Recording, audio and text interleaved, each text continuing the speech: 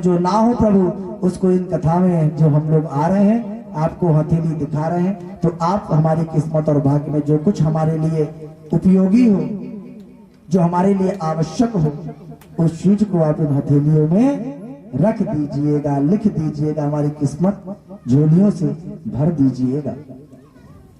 जब नारद जी आए, व्यास जी का पूजन किया और नारद जी आसन पर बैठ गए और बोले, नारद जी बोले, व्यास जी जो ग्रंथों की रचना की है उससे आपकी आत्मा संतुष्ट है? तब व्यास जी बोले, नारद जी पता नहीं क्या बात है कि मैं अपनी रचना से मुझे संतोष प्राप्त नहीं हो रहा है। चारों वेद लिख डाले, उपनिषद लिख डाले, 17 पुराण लिख डाले, तो भी मेरे जीवन में, मेरे मन को संतोष प्राप्त नहीं हो रहा है, और इतना परिश्रम करने के बाद भी जीवों का कल्याण नहीं हो रहा है। नारद जी बोले, व्यास जी आपका मुख्य कारण यही है कि आप पुराणों की रचना की है, उनमें धर्म, अर्थ, काम, मोक्ष आदि का निरूपण किया है। तब व्यास जी बोले, आपने उसमें सब कुछ लिखा है, धर्म, अर्थ, काम, मोक्ष आदि का निरूपण किया है, उतना आपने भगवान के यश को नहीं गाया है, उतना आपने भगवान के बारे में नहीं बताया है।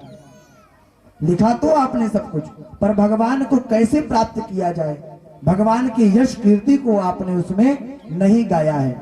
क्योंकि कलयुग में कथा सुनना तो आवश्यक है ही, उससे कहीं ज्यादा भगवान का भजन करना आवश्यक है। कलयुग में भगवान केवल भजन मात्र से प्रसन्न होकर के दर्शन दे देते हैं।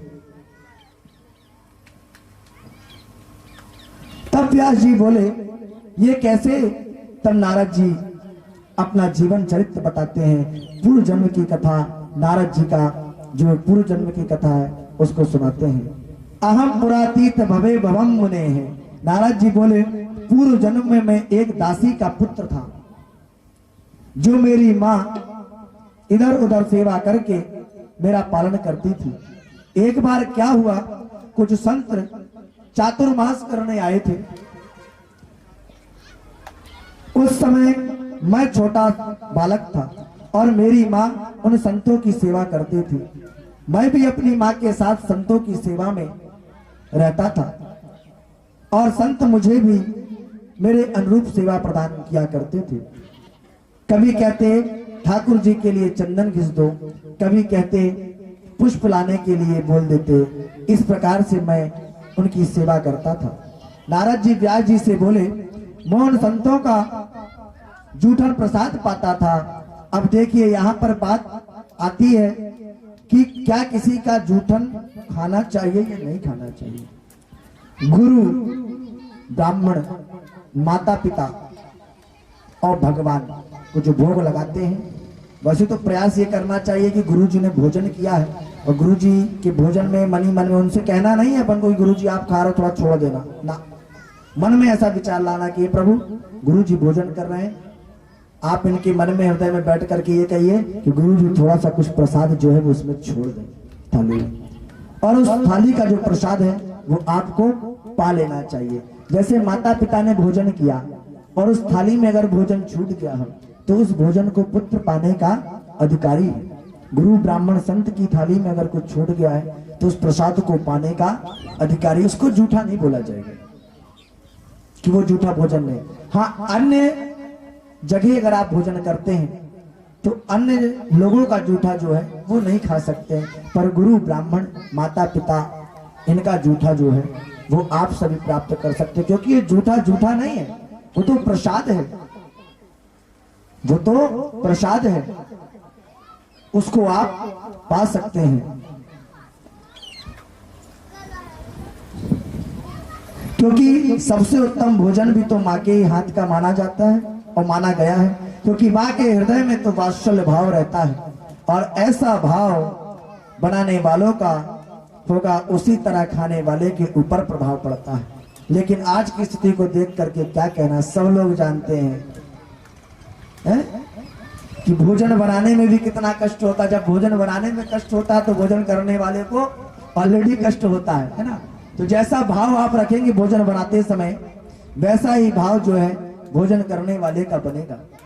इसलिए सदैव कहीं भी रहें, किसी भी भाव में रहें, भगवान का भजन करते रहो। भोजन बनाते समय भी ये प्रार्थना करें कि हे अन्नपूर्णा माँ, जो हम भोजन बना रहे हैं इसमें आपका आशीर्वाद हो जाए, आपका आशीर्वाद लग जाए, ये भोजन भोजन ना रहे, ये भोजन अमृत बन जाए। ऐसा भाव मन में बना करके भोजन इत्यादि को बनाया करिए।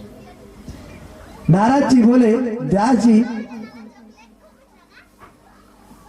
प्रसादी की इतनी बड़ी महिमा है कि मेरा चित्त बिल्कुल निर्मल हो गया और हृदय में भक्ति का संचार हो गया। नारद जी बोले, व्यास जी, जब वो संत चातुर्मास करके वापस जाने लगे तो मैं भी तैयार हो गया। तब संतों ने मुझे समझाया और कि बेटा, अभी तुम्हारी अवस्था कम है और तुम अभी अपनी माँ की सेवा करो, क्योंकि तुम्हारी एक सहारा हो, इसलिए तब तक तुम्हारी माँ जीवित है, तब तक माँ की सेवा करो।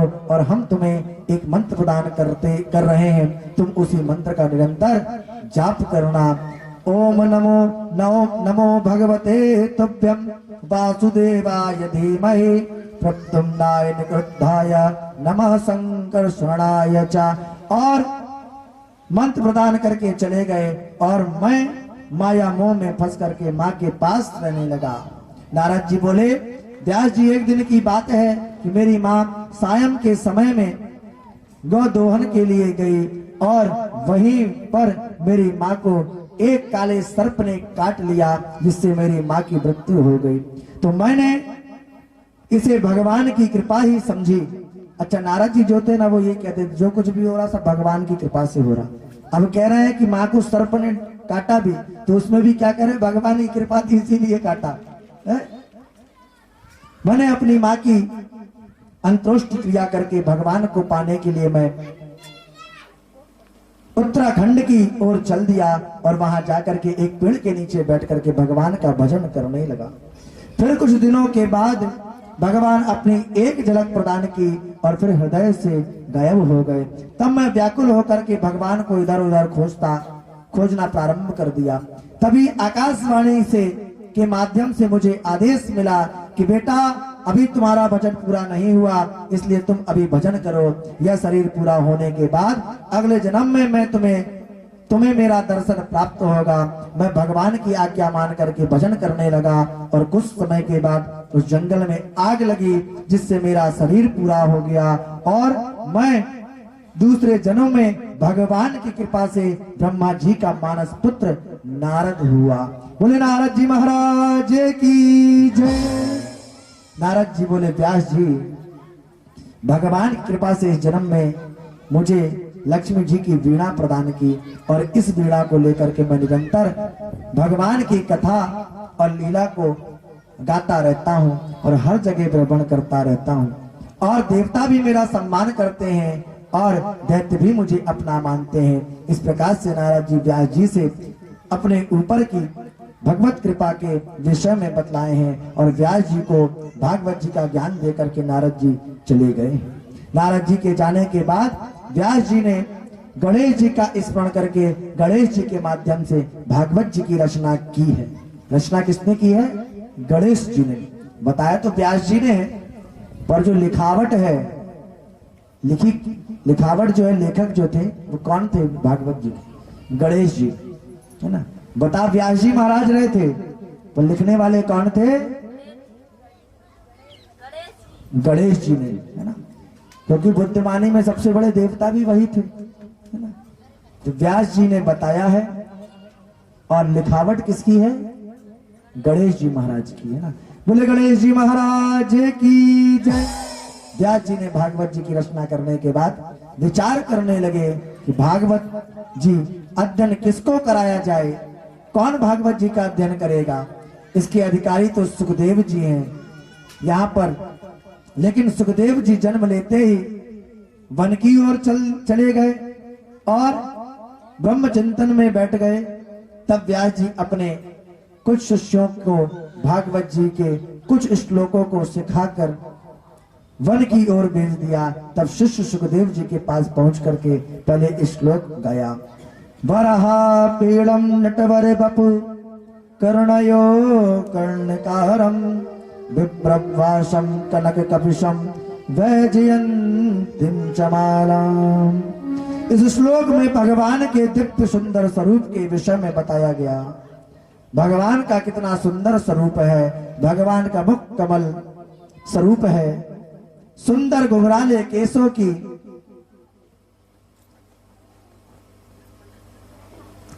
लटकन है, कस्तूरी तिलक धारण किए हुए हैं, तोते के समान नासिका में केसर लटक रही है, सुंदर वैजंती की माला धारण किए हुए हैं, सुंदर पीतांबर धारण किए हुए हैं, अधरों पर बंसी धारण किए हुए हैं। इस प्रकार से जब शिष्यों ने इस श्लोक का गान किया तो सुखदेव जी की समाधि टूट गई। और सुखदेव जी, क्योंकि सुखदेव जी पैदा होते साथ वन की ओर चले गए, उन्हें बोले हम तो भजन करेंगे।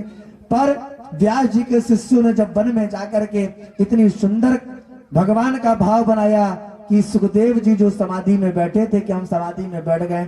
जब उनके शिष्यों ने जाकर के कहा कि कितनी सुंदर भगवान की झांकी है, कितने सुंदर भगवान के नेत्र हैं, कितने सुंदर घुंघराले घुंघराले भगवान के बाल हैं, कितनी सुंदर लालिमा भगवान के ओंठों पर लगी हुई है, कितने सुंदर भगवान के घुंघरू हाथ में बज रहे हैं, पैरों की पायल बज रही है, कितने सुंदर भगवान की गर्दन कमर में भगवान ने बांध रखी है, अपने मधुरों पर कितनी सुंदर बांसुरी जो है भगवान ने धारण कर रखी है। इस भाव को सुनते हुए जैसे ही सुखदेव जी महाराज ने इन बातों को सुना तो उनकी समाधि जो थी वो अपने आप खुल गई। सुखदेव जी की समाधि टूट गई और सुखदेव जी ने विचार करने लग गए और कि बड़ा ही दिव्य स्वरूप है, इनका एक बार दर्शन करना चाहिए। लेकिन सुखदेव जी विचार करने लग गए कि कई बार सुंदर व्यक्ति को अपनी सुंदरता पर अभिमान होता है, तो अभिमान के कारण जल्दी हमसे बात ना करें। अच्छा, उनको ये लग रहा है कि भगवान इतने सुंदर हैं, कहीं ऐसा ना हो कि हम इनके दर्शन करने जाए तो शायद भगवान को अभिमान हो तो ये हमसे बात भी ना करें, कहीं इनको अभिमान ना करें तो मन खिन्न हो जाएगा। इसलिए हमारा ब्रह्म चिंतन ही ठीक है। नारद जी ऐसा, सुखदेव जी महाराज ऐसा कह रहे हैं। सुखदेव जी फिर से ब्रह्म चिंतन में बैठ गए। व्यास जी के शिष्यों ने दूसरा श्लोक गाया। कस्तूरी तिलकम ललाट पटले वक्षस्थले गौस्तुभम नासाग्रे भरिमुक्ति कंकण तले वेणु तले कंकणम सर्वांगे हरिचंदनम सुललितम कंठे च मोक्तावलिम गोपास्ते परिवेष्टितो विजयते गोपाल चूड़ामणिम। जैसे ही दूसरा श्लोक व्यास जी के शिष्यों ने गाया कि इस श्लोक में भगवान के स्वभाव के विषय में बताया गया है कि स्वभाव कैसे है, जो भगवान कितने दयालु स्वभाव के हैं। जो पूतना अपने स्तनों में कालकूट विष लगा करके स्तनपान करा के भगवान को मारने के उद्देश्य से आई थी, ऐसी पूतना को भी भगवान ने माता की गति प्रदान कर दी थी। कितने दयालु हैं भगवान, कितने करुणामयी हैं। स्तनों पर जहर लगा कर की आई थी। ये कथा भी आप लोग सुनेंगे 2-3 दिन बाद, पर अभी मैं विस्तार से नहीं बता रहा हूं इस कथा को।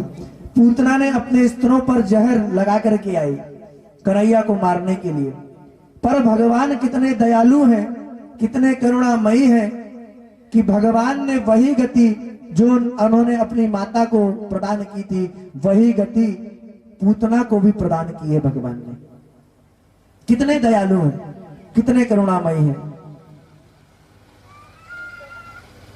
ऐसे भगवान से बढ़कर दयालु कौन हो सकता है। जैसे इस सुखदेव जी ने भगवान के दयालु स्वभाव के विषय में सुना, भगवान के गुणों को सुनकर सुखदेव जी का चित्त आकर्षित हो गया।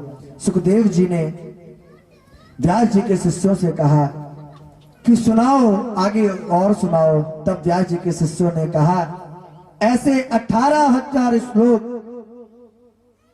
हमारे गुरुजी और आपके पिता व्यास जी के पास हैं। तब सुखदेव जी व्यास जी के पास आए, चरणों में गिर पड़े। व्यास जी प्रसन्न हो गए। सुखदेव जी भागवत जी का अध्ययन किया श्री सुखदेव जी महाराज ने। और आगे सौनक जी बोले, परीक्षित जी सुखदेव जी भागवत जी का अध्ययन किए व्यास जी के आश्रम पे रह करके। और आगे सूत जी बोलते हैं कि ये उस समय की बात है जिस समय महाभारत के युद्ध में सभी पांडवों ने वीर गति को प्राप्त हो गए थे। हम महाभारत की कथा की ओर चलें, तब उससे पूर्व एक बार हरि नाम संकीर्तन करते हैं, तद उपरांत फिर महाभारत की कथा की ओर चलते हैं। व्यास जी के आश्रम पे सुखदेव जी ने कहा अध्ययन किया? व्यास जी के आश्रम पे। सुखदेव जी के जो पिता है वो कौन है? कौन है? श्री वेद व्यास जी महाराज। व्यास जी महाराज जो है वो श्री सुखदेव जी के पिता हैं। ठीक है, आइए एक छोटा सा भजन श्रवण करते हैं, तदुपरांत कथा में प्रवेश करते हैं। सावली सावली सूरत पे मोहन दिल दीवाना हो गया। सावली सूरत पे मोहन दिल दीवाना हो गया। कैसा है भगवान का स्वरूप? सूरत पे मोहन दिल दीवाना हो गया। सावली सूरत पे मोहन दिल दीवाना हो गया।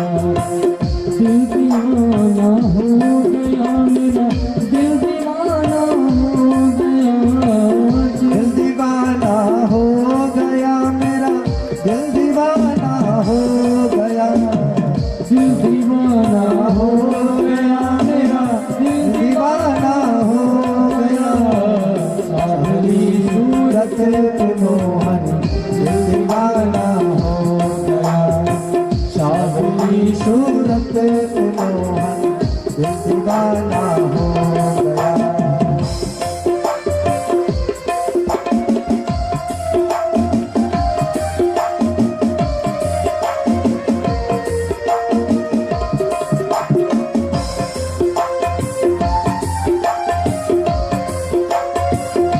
श्री राधे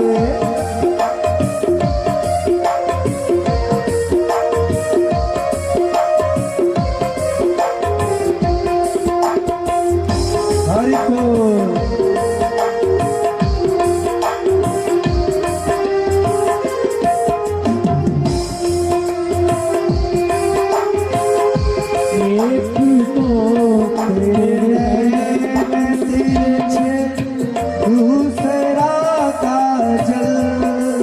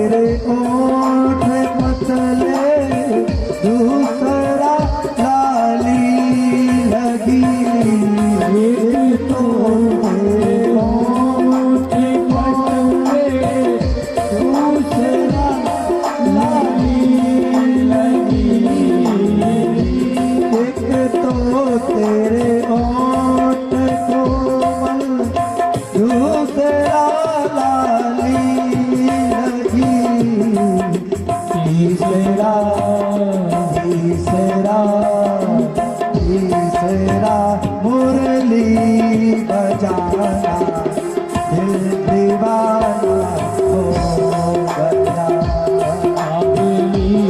सूरत पे मोहन दिल दीवाना हो गया।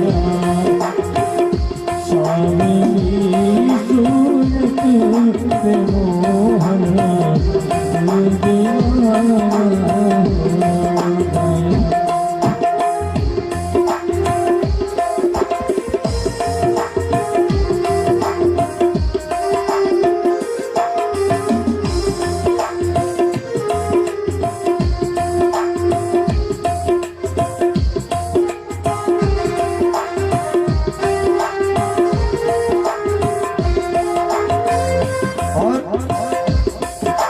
एक तो तेरे पाँव कोमल दूसरा घुंघरू बंधा।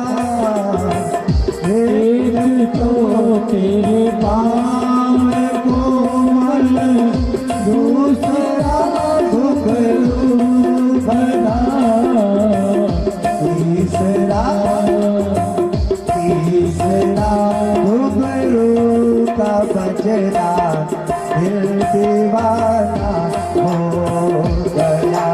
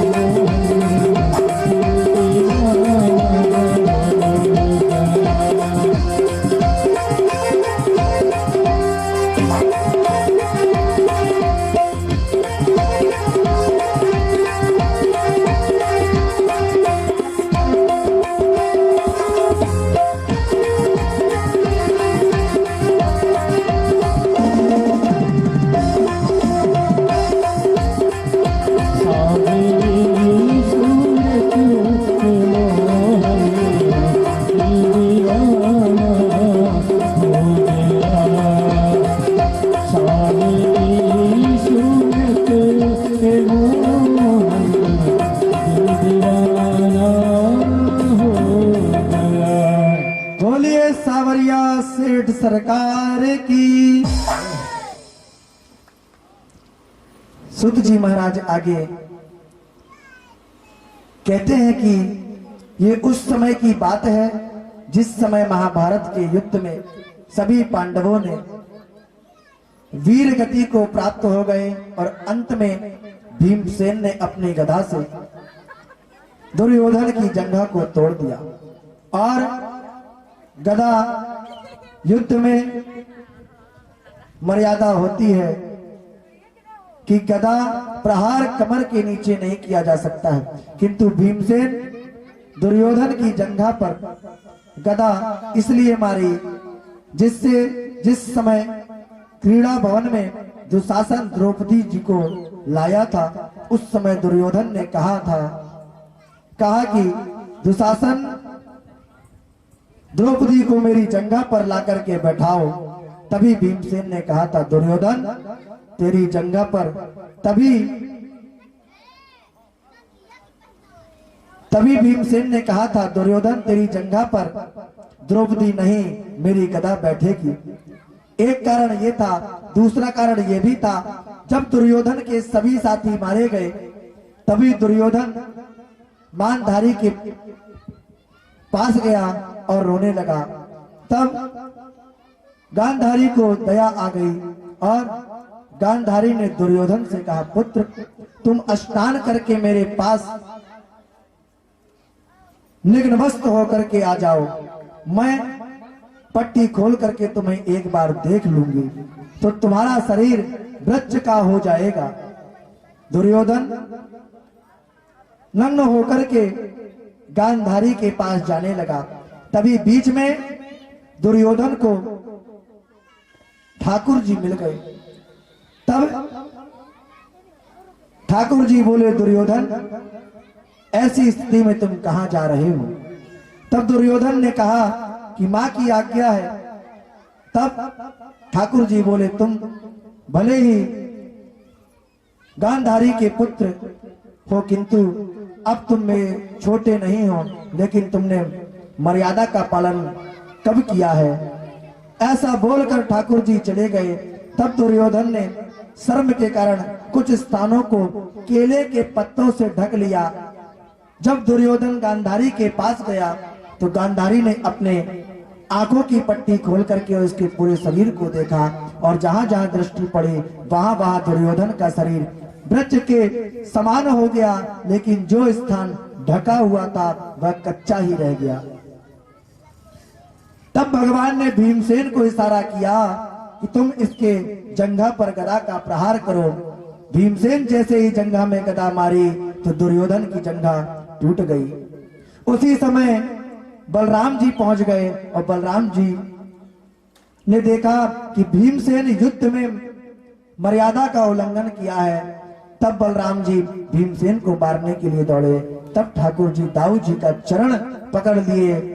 दाऊ जी बोले, कन्हैया तुम मुझे छोड़ दो, आज मैं भीमसेन को मार दूंगा, क्योंकि इसने युद्ध में गदा के मर्यादा का उल्लंघन करके इसने मेरा अपमान किया है। तब ठाकुर जी बोले, जी दाऊ जी, आज आप मर्यादा का पाठ पढ़ा रहे हैं। जब द्रौपदी का वस्त्र हरण किया गया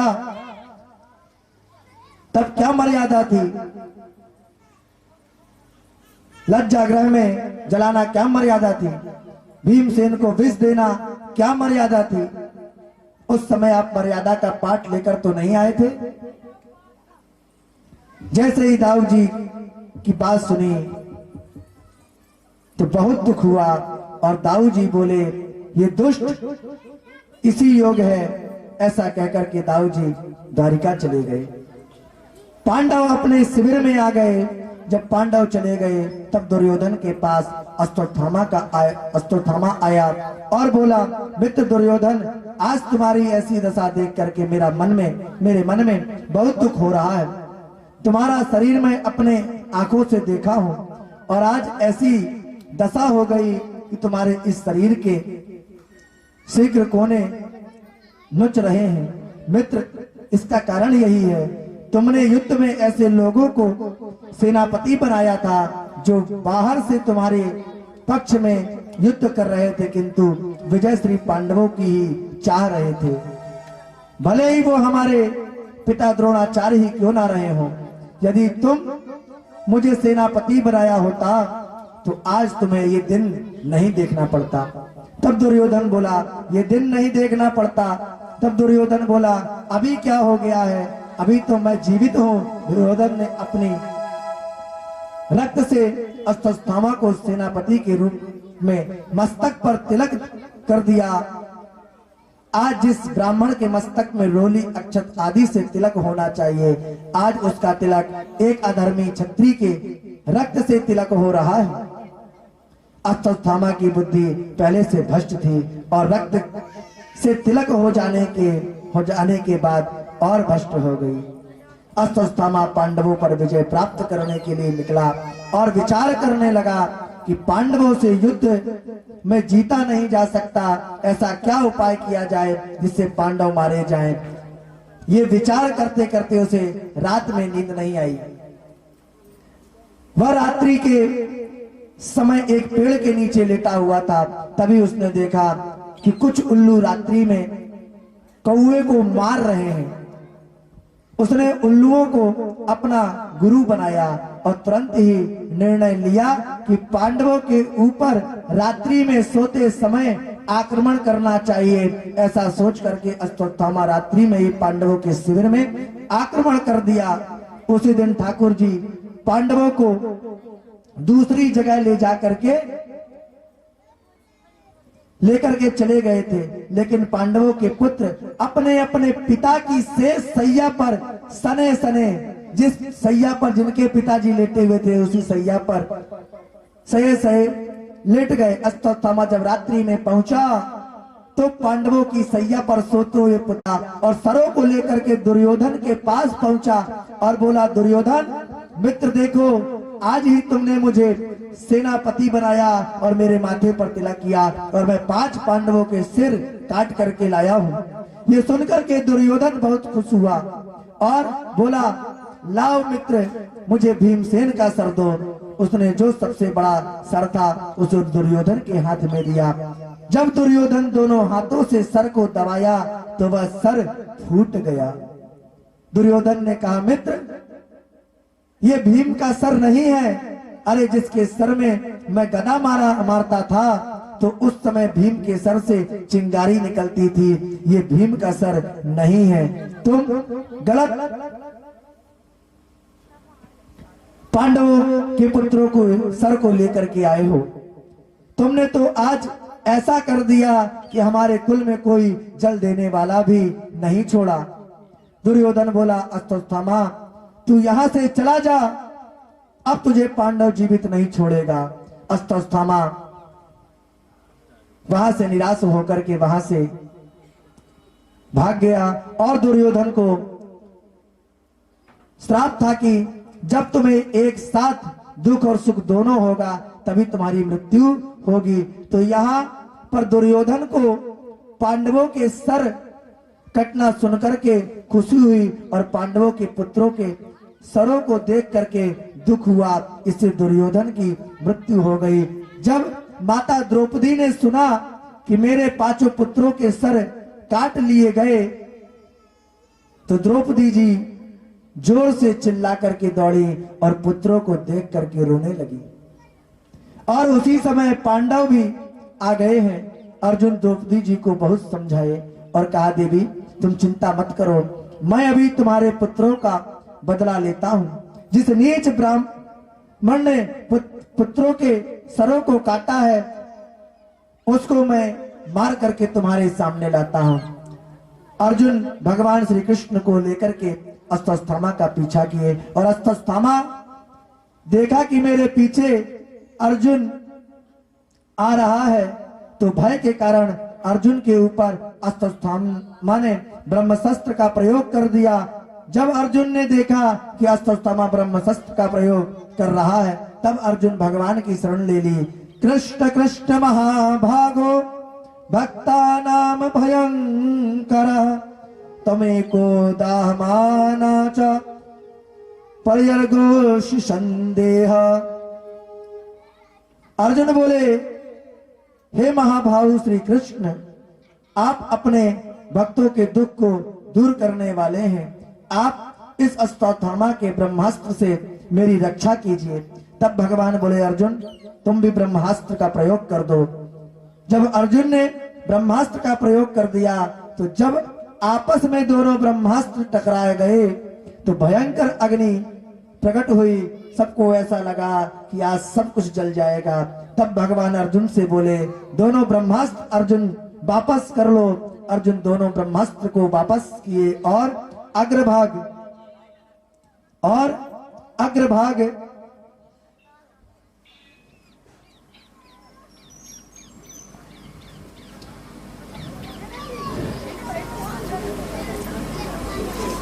और अश्वत्थामा को पकड़ करके रस्सियों से घसीटते हुए लाकर के द्रौपदी जी के सामने डाल दिया। अश्वत्थामा नीच कर्म करने के कारण किसी से नजरें नहीं मिला पा रहा है। जब माता द्रौपदी ने ऐसी दशा को देखा तो प्रणाम किया। द्रौपदी जी ने गुरु पुत्र मान करके अश्वत्थामा को प्रणाम किया। धन्य है ऐसी माता जिनके 5 पुत्रों के सब सामने पड़े हों और हमारा भी सामने हो। इसके बाद भी द्रौपदी जी कह रही हैं, अरे इन्हें छोड़ दो, ये ब्राह्मण है, गुरु पुत्र है, गुरु के समान है। क्या आप भूल गए जिन गुरु द्रोणाचार्य जी से हमने सभी रहस्य साहित्य सभी वेदों की शिक्षा प्राप्त की थी, ग्रहण की थी। आप लोगों ने वही गुरु द्रोणाचार्य जी के पुत्र गुरु के समान हैं और उनकी बात है उनके पुत्रों को लेकर के आ गए मार करके। मेरे 5 पुत्र मारे गए। पुत्र का दुख माता जी जानती हैं और अभी अभी आपने युद्ध के समय द्रोणाचार्य जी भी मारे गए हैं। माता कृपी विधवा हो गई हैं।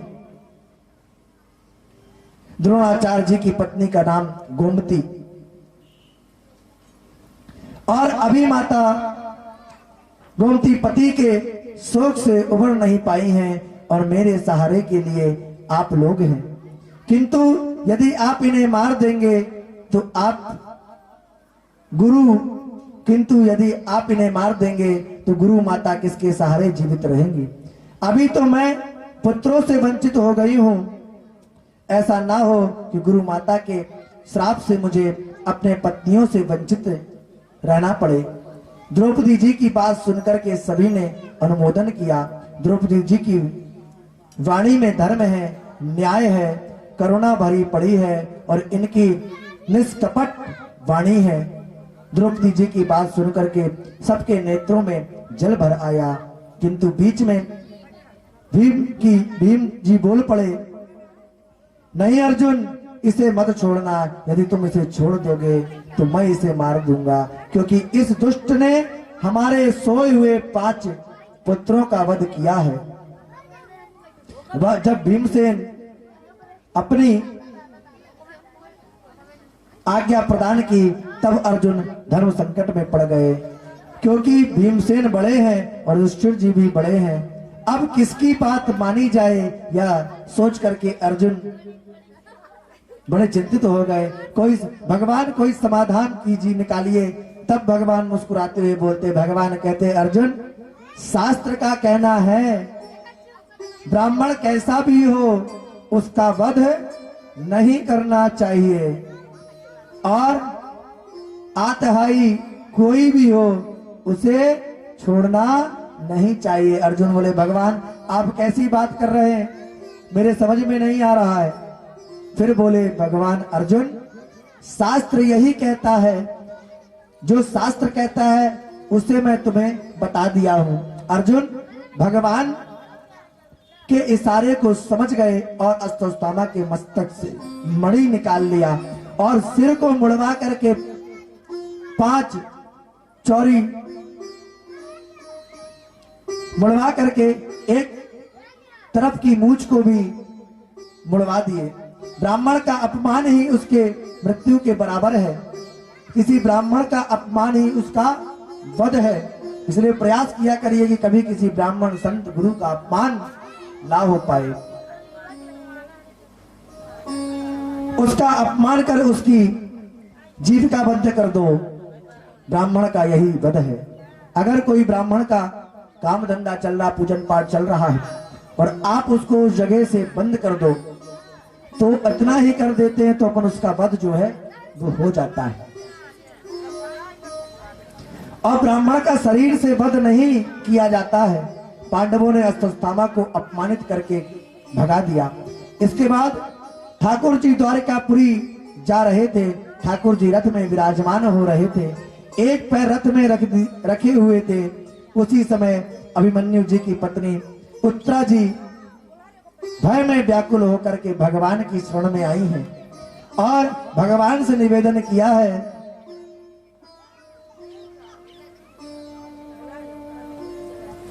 उत्तरा जी भगवान से कहती हैं, हे जगतपति, मैं आपकी शरण में आई हूं। प्रभु, ये जो भी ब्रह्मस्त्र अश्वत्थामा के द्वारा छोड़ा गया है ये मेरे गर्भ को नष्ट कर दे रहा है। प्रभु, आप मेरे गर्भ की रक्षा कीजिए।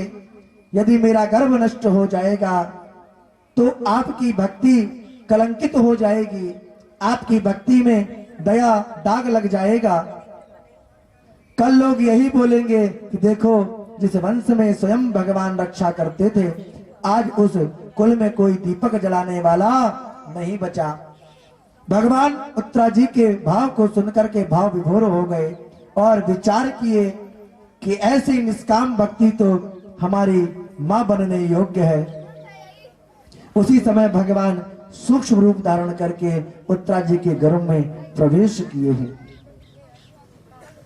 और चतुर्मुख रूप धारण करके अपने सुदर्शन चक्र से अश्वत्थामा के ब्रह्मास्त्र को नष्ट किया है और गर्भस्थ शिशु की रक्षा की। तदनंतर जैसे ही श्री कृष्ण द्वारिका की ओर जाने लगे, उसी समय बुआ कुंती दौड़ी दौड़ी आई और श्री कृष्ण के चरणों में प्रणाम किया।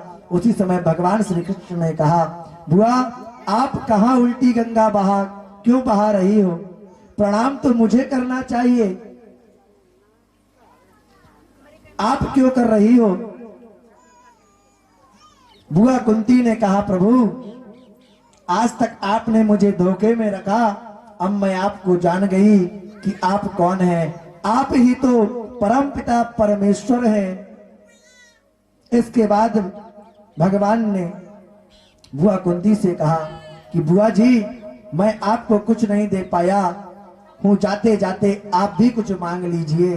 भगवान की बात सुनकर के बुआ जी भाव में आकर के रोने लग जाती हैं और भगवान से बोली कि हे प्रकृति से परे आदि ईश्वर, मैं आपको प्रणाम करती हूँ और मैं जान गई कि आप सर्वत्र हो, किंतु आप दिखाई नहीं देते, क्योंकि आप के और जीव के बीच में माया रूपी पर्दा जो है वो पड़ा हुआ है।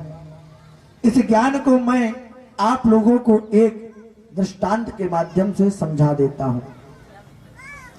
आपके और हमारे बीच में जो है वो पर्दा डला हुआ है। किसका पर्दा डला? हमारे और परमात्मा के बीच में एक पर्दा डला हुआ है। कौन सा पर्दा? माया रूपी पर्दा। और हमारे चित्त में जो पर्दा लगा है वो माया, काम, क्रोध, लोभ आदि रूपी जो है वो पर्दा लगा हुआ है। इसलिए हर जगह भगवान होते हुए भी भगवान का दर्शन नहीं होता है।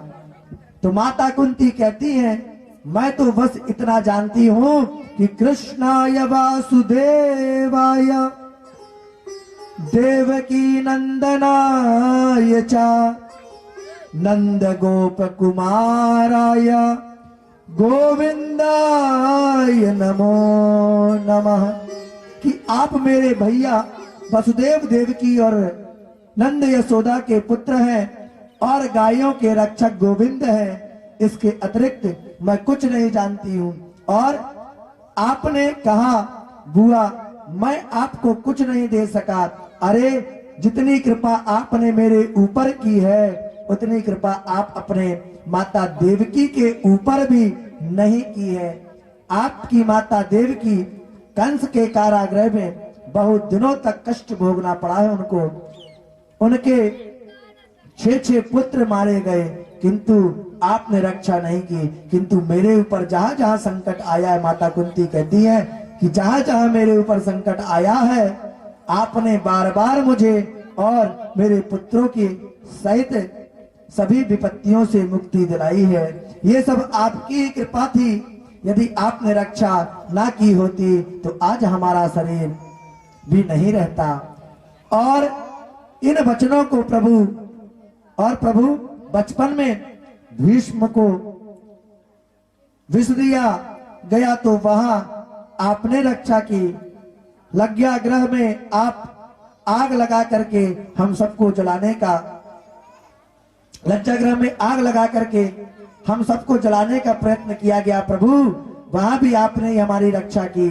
कौरवों की अशस्त्र सभा में जब द्रौपदी का अपमान किया जा रहा था तो वहां भी प्रभु आपने ही रक्षा की है। मैं प्रभु अपनी कितनी विपत्तियां बताऊं, ये तो सब पुरानी हो गई हैं, किंतु अभी अभी हमने प्रत्यक्ष रूप से देखा है कि अश्वत्थामा के अस्त्र से आपने उत्तरा के गर्भ की रक्षा की है और 5 बार पांडवों को मारने के लिए आ रहे थे।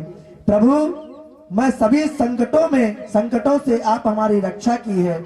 इसलिए प्रभु मेरे तो संपूर्ण जीवन का अनुभव है, जब जब भी हमारे ऊपर विपत्तियां आई हैं तो आप हमारे साथ रहे हैं और आज हमें संपत्ति प्राप्त हो गई है तो आप हमें छोड़ करके जा रहे हैं। प्रभु ऐसी संपत्ति हमें नहीं चाहिए जो हमें आपसे दूर कर रही हो। ऐसा धन, ऐसी खुशियां, ऐसा आनंद प्रभु हम लेकर के क्या करेंगे कि उस आनंद में, उस धन में आप हमको दूर कर दें। आपसे वो धन हमें दूर कर दे, आपकी भक्ति से वो धन हमें दूर कर दे। ऐसे धन का और ऐसे सुख का हम क्या करेंगे। माता कुंती बोली, हे प्रभु, संसार की जितनी विपत्तियां हैं वह हमारे ऊपर सदा के लिए आ जाएं, क्योंकि यदि विपत्तियां रहेंगी तो हमें आपका निरंतर दर्शन होता रहेगा। प्रभु, हम भी आपसे प्रार्थना करते हैं कि हमारे जीवन में थोड़ा बहुत दुख जो है वो बना करके रखिएगा। क्यों? क्योंकि जीवन में सुख ही सुख अगर आप दे देंगे तो हम आपको भूल जाएंगे। इसलिए प्रभु, दुख भी जरूरी है, दुख आप देते रहिएगा, है ना। क्योंकि दुख देंगे तो हम आपको याद करते रहेंगे, और सुख ही सुख अगर आप प्रदान कर देंगे तो हम आपको भूल जाएंगे। दुख में सुमिरन सब करें, सुख में करे न कोई, और जब सुख में सुमिरन करे तो फिर दुख काहे को होए। हम लोग सुख में भूल जाते हैं भगवान को, अरे सब हम ही कर रहे हैं, परमात्मा कुछ नहीं कर रहा है। इसलिए भगवान आपसे प्रार्थना है, सबके जीवन में थोड़ा थोड़ा दुख जो है वो दे करके रखना, क्योंकि दुख रहेगा तो भक्त जो है, माताएं जो है, वो सभी लोग जो है भक्त हैं, वो आपको याद करते रहेंगे। और आप कचाकर सुख दे देंगे ना तो कोई भी याद करने वाला नहीं रहेगा। इसलिए थोड़ा थोड़ा दुख भी जरूरी है प्रभु। इतना ही दुख देना कि वो जब दुख आए प्रभु तो हम आपको याद करें और वो हमारे जीवन का दुख जो है वो दूर हो जाए प्रभु। इतना ही दुख देना, इतना दुख मत देना प्रभु कि उस दुख को हम सहन ना कर पाए, उस दुख को हम झेल ना पाए, अपने हृदय तक उसको बैठा ना पाए। वास्तव में विपत्तियां नहीं, संपत्तियां नहीं, जो भगवान को भूल जाते हैं वो सबसे बड़े विपत्ति हो जाते हैं, के कारण हो जाते हैं। जो हर समय दुख और सुख में भगवान को याद करते हैं तो वही सबसे बड़ी संपत्ति है। सबसे बड़ा धन भी तो यही है, हमारो धन श्री राधा श्री राधा श्री राधा, और इसके अलावा है ही क्या हमारे पास। हमारा तो धन जो है वो राधा ही है। भगवान नारायण के अलावा, राधा जी के अलावा और धन है ही क्या। अरे सब यहीं छूटा रह जाएगा, कुछ भी जाने वाला नहीं है। अगर धन कितना भी कमा लोगे आप, अगर धन जो जाएगा साथ में वो राधा नाम का भजन किया हुआ धन ही आपके साथ जाएगा, बाकी सब यहाँ धरा का धरा ही रह जाएगा। सुख के माथे सिल पड़े जो नाम हृदय से जाए, बलिहारी बात दुख की जो पल पल नाम जपाए। जिस दिन भगवान का भजन ना हो उस दिन समझना चाहिए कि आप हमारे ऊपर सबसे बड़ी विपत्ति आ गई है। इसी बात को माता कुंती भी कह रही हैं, जो आपको सदा याद दिलाने वाली विपत्ति हो आप हमें वही दीजिए, क्योंकि प्रभु लोगों ने दुख को दुख रखा है और सुख को आप लोग समझते हैं। कहां भगवान है कहां नहीं है। इसलिए एक भक्त कहता है, देखिए प्रभु मुझे तो तेरे फूलों से भी प्यार है और तेरे कांटों से भी प्यार है। तू तो जैसे रख बनवारी, मुझे हर भेष में तुझसे प्यार है।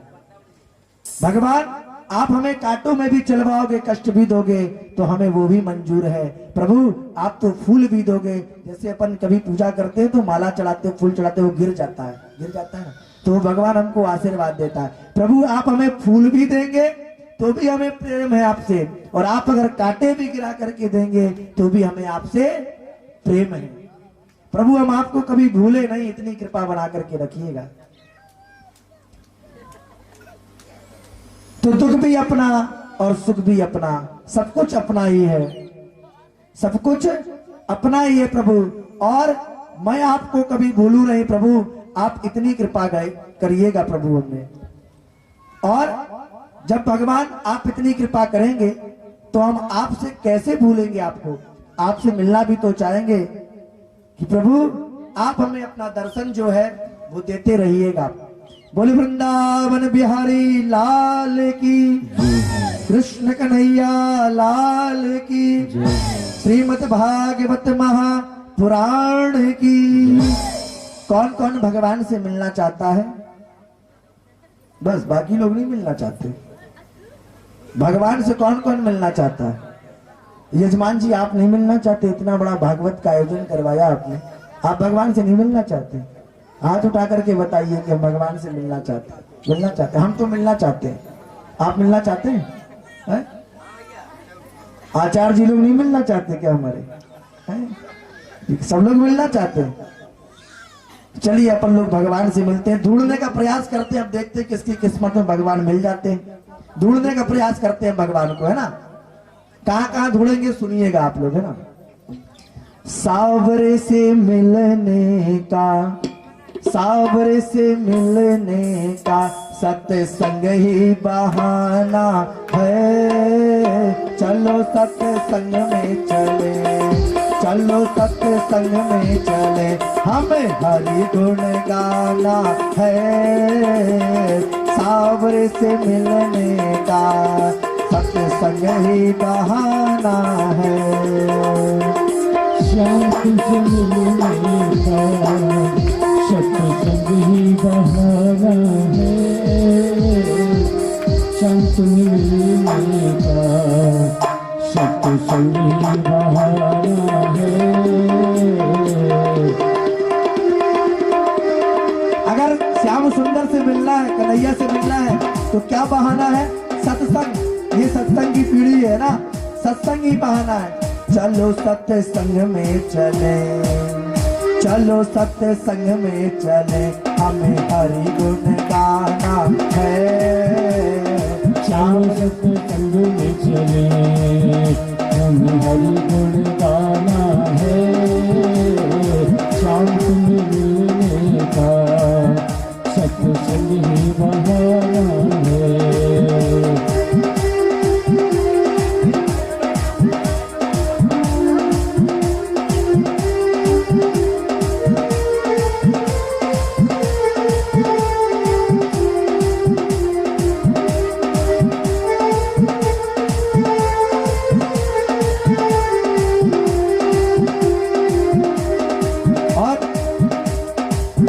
मथुरा में ढूंढा तुझे, गोकुल में पाया है।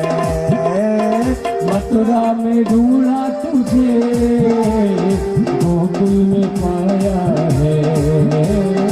मथुरा में ढूंढा तुझे, गोकुल में पाया है। ओ मथुरा में ढूंढा तुझे, गोकुल में पाया है। वृंदावन की गलियों में, वृंदावन की गलियों में मेरे श्याम का ठिकाना है। सावरे से मिलने का सत्संग ही बहाना है। शाम तुम्हें मिलने का सत्संग ही बहाना है। शाम तुम्हें मिलने का सत्संग ही बहाना है।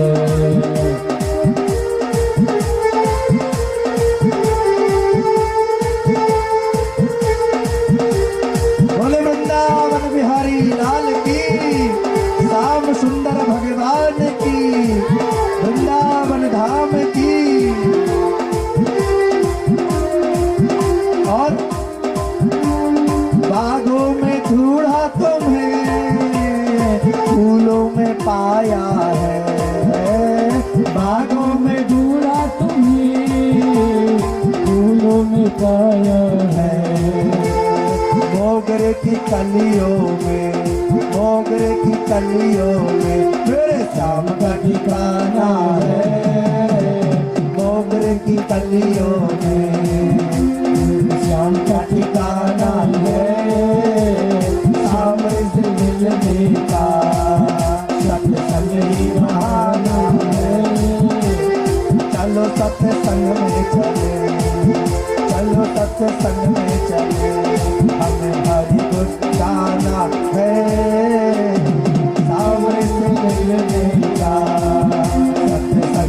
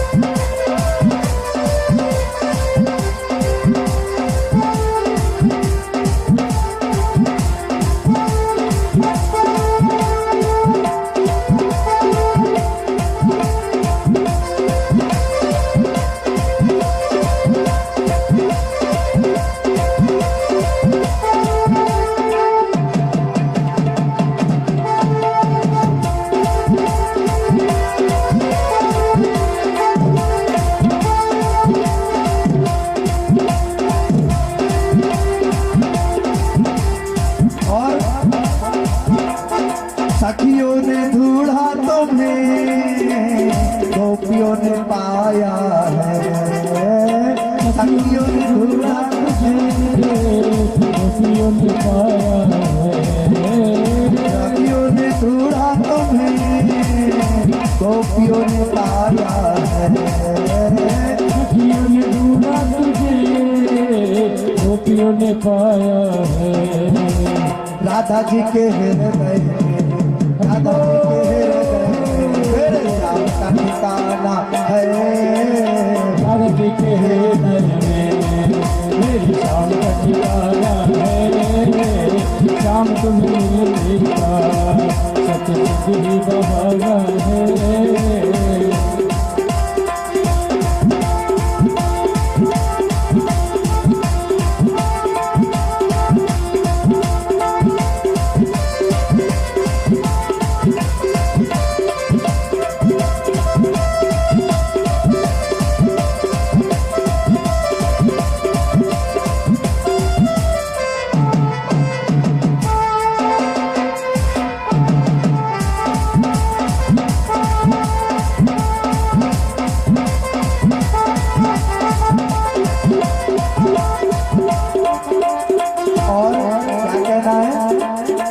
राधा ने ढूंढा तुझे।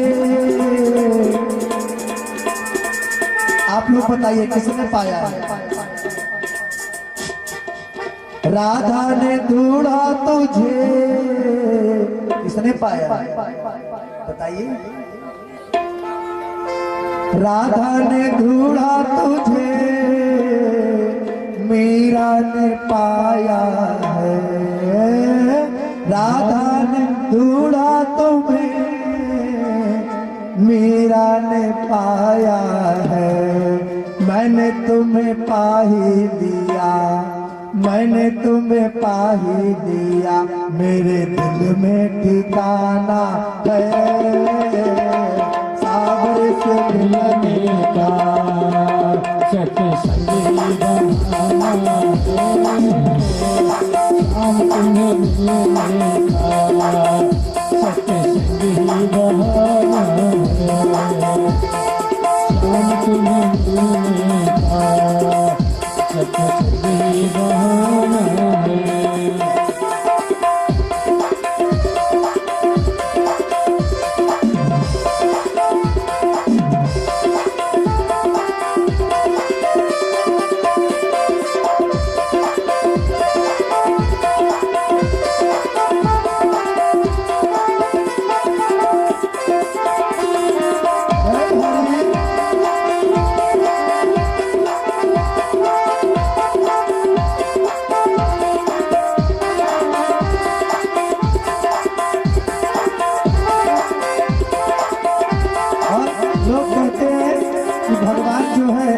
भगवान जो है, लोग कहते हैं भगवान जो है वो द्वारिका में मिलेंगे, जगन्नाथपुरी में मिलेंगे, वृंदावन में मिलेंगे।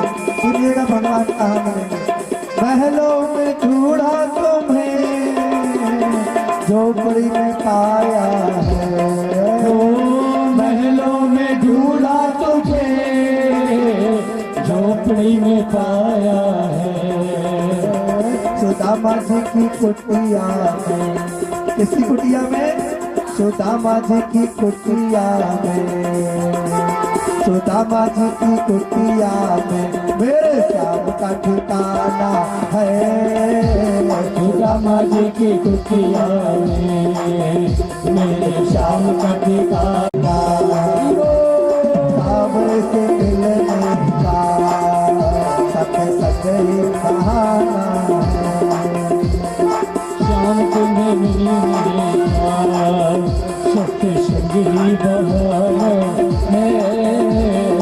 शाम तुम्हें मिलने का सतसंग ही बहाना है।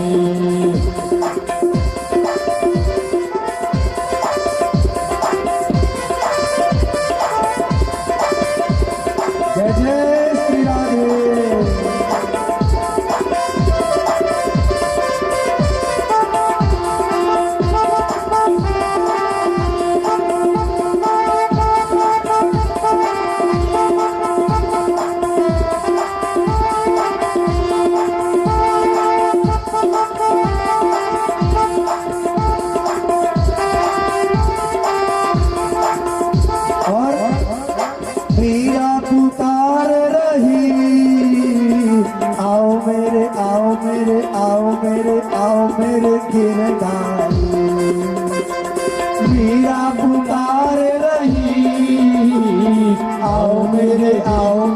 आओ मेरे गिरधारी। ओ मीरा पुकार रही, आओ मेरे गिरधारी। इस भर प्याले को, राधे इस भर प्याले इस भर प्याले को तुम्हें अमृत बनाना है। इस भर प्याले को आना है, शाम तुम्हें मिलने का सत्संग बहाना है। शाम तुम्हें मिलने का सत्संग बहाना है। शाम तुम्हें मिलने का सत्संग बहाना है। सत्संग बहाना है।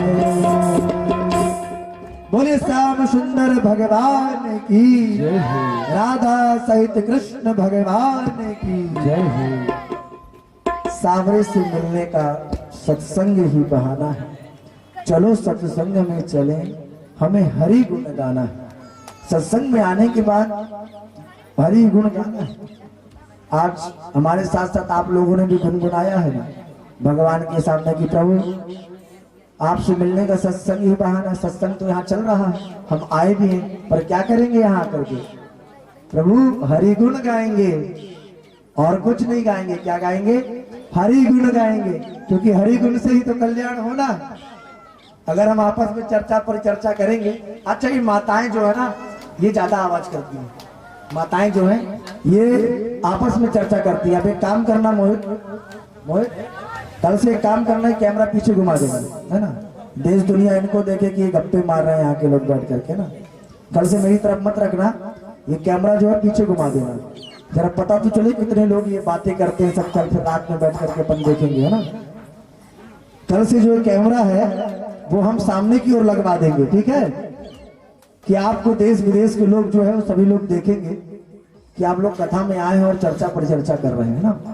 क्या है, यहाँ से जाने के बाद हम लोग रूम पे जहाँ रुके हुए हैं वहां जाकर के हम लोग ये कैमरा देखते हैं कि आज क्या क्या कमियां थी, है ना।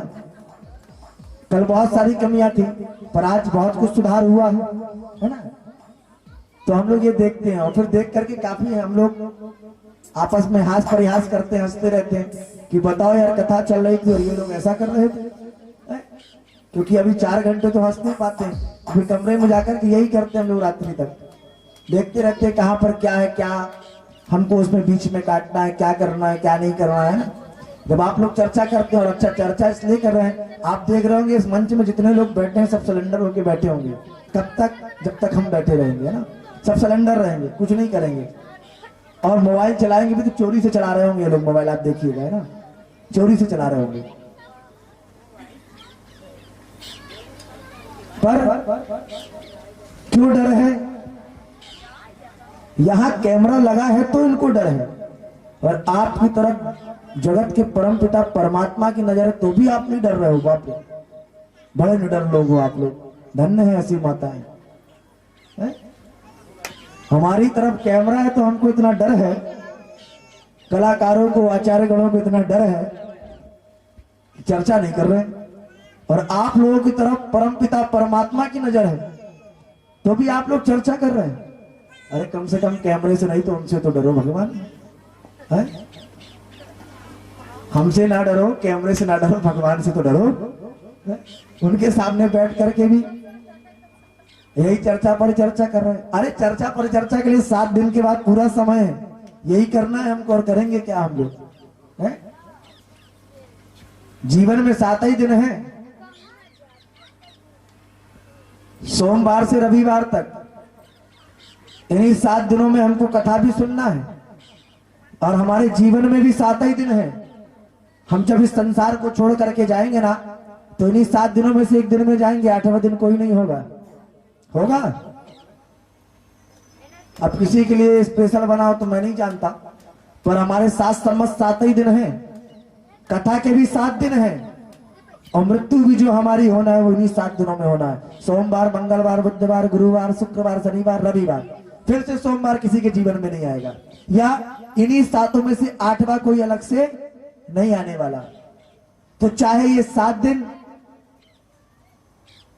अपने जीवन के भगवान की भक्ति में लगा लीजिए कि आने वाला जो समय है आगे का वो संवर जाए, या पुनरपि जन्म पुनरपि मरणम में लगा लीजिए चर्चा करके, फिर 84 का चक्कर भोगना पड़े, फिर यहां से जाए तो फिर आ जाए।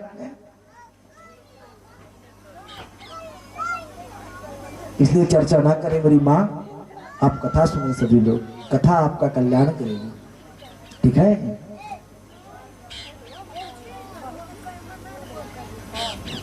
चर्चा करने के लिए भी आप लोगों को समय दिया जाएगा, दोपहर में दिया जाता है, 12 बजे जो है कथा पूरी हो जाती है ना, तो उसके बाद 2 घंटे का समय दिया जाता है। हम तो 2:30 बजे आए थे, तब चर्चा पर चर्चा आप लोग कर सकते हैं।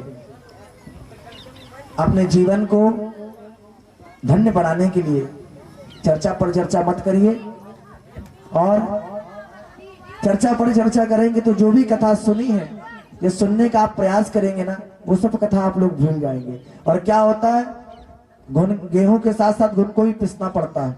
2 ही 4 लोग बात करते हैं और सबके मन में ये विचार आता है कि महाराज जी हमको बोल रहे हैं, हमको बोल रहे हैं, हमको बोल रहे हैं। तो ऐसा मन में विचार मत लाया करिए, जो बातें कर रहे हैं वो लोग खुद ही समझ जाते हैं कि हमको ही बोला जा रहा है। क्यों?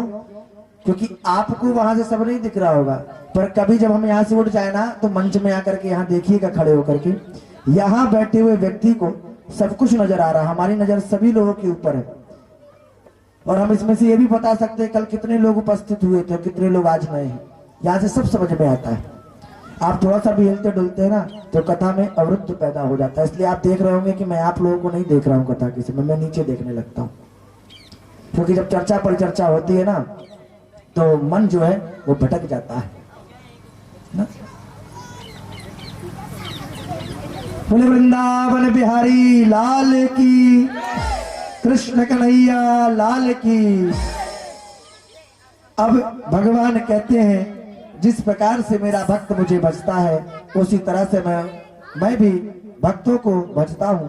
इसलिए मैं अपने भीष्म जी का ध्यान कर रहा हूं। इस समय युधिष्ठिर जी बहुत दुखी थे, उन्हें लग रहा था कि मेरे कारण से न जाने कितने निर्दोष मारे गए, लाखों स्त्रियां विधवा हो गई, कितनी मां के पुत्र मारे गए। इस कारण से युधिष्ठिर जी उभर नहीं पा रहे हैं। यद्यपि भगवान इन्हें बहुत समझाया, लेकिन समझ समझ नहीं पाए। तब भगवान बोले कि भैया, कल सुबह हम सब लोग श्री भीष्म पितामह का दर्शन करने चलेंगे। सुबह होते ही भगवान पांडवों को लेकर के कुरुक्षेत्र की पावन भूमि पर पहुंचे। सबने भीष्म पितामह को प्रणाम किया है। ठाकुर जी भीष्म पितामह के पास खड़े हो गए। तब भीष्म पितामह बोले, प्रभु मेरा आपके चरणों में यही निवेदन है कि जब तक मैं अपनी इस शरीर को त्याग ना दूं, तब तक आप मेरे सामने ऐसे ही खड़े रहें। भगवान सुन करके कुछ खिन्न से हो गए, उदास।